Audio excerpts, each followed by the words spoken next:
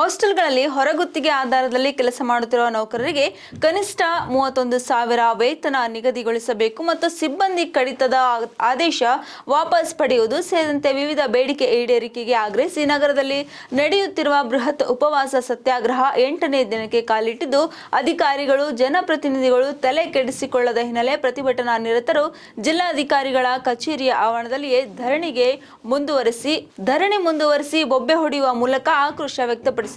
ರಾಜ್ಯ ಸರ್ಕಾರ ಹಾಸ್ಟೆಲ್ ಮತ್ತು ವಸತಿ ಶಾಲಾ ಹೊರಗುತ್ತಿಗೆ ನೌಕರರ ಸಂಘದ ರಾಜ್ಯ ಘಟಕದ ಅಧ್ಯಕ್ಷ ಭೀಮಶೆಟ್ಟಿ ಎಂಪಳ್ಳಿ ಅವರ ನೇತೃತ್ವದಲ್ಲಿ ನಗರದ ಸಮಾಜ ಕಲ್ಯಾಣ ಇಲಾಖೆ ಕಚೇರಿಯ ಎದುರು ನಿರಂತರ ಹೋರಾಟಕ್ಕೆ ಮುಂದಾಗಿದ್ದಾರೆ.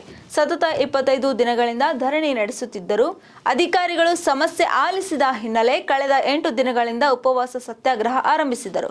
ಅದಕ್ಕೂ ಸರ್ಕಾರ ತಲೆಕೆಡಿಸಿಕೊಳ್ಳದ ಹಿನ್ನೆಲೆ ಜಿಲ್ಲಾಧಿಕಾರಿಗಳ ಕಚೇರಿಗೆ ನುಗ್ಗಿ ಆವರಣದಲ್ಲಿಯೇ ಧರಣಿಯನ್ನು ಮುಂದುವರಿಸಿದ್ದಾರೆ.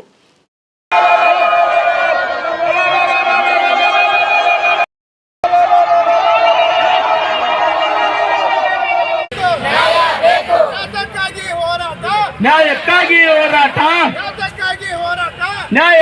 ಹೋರಾಟ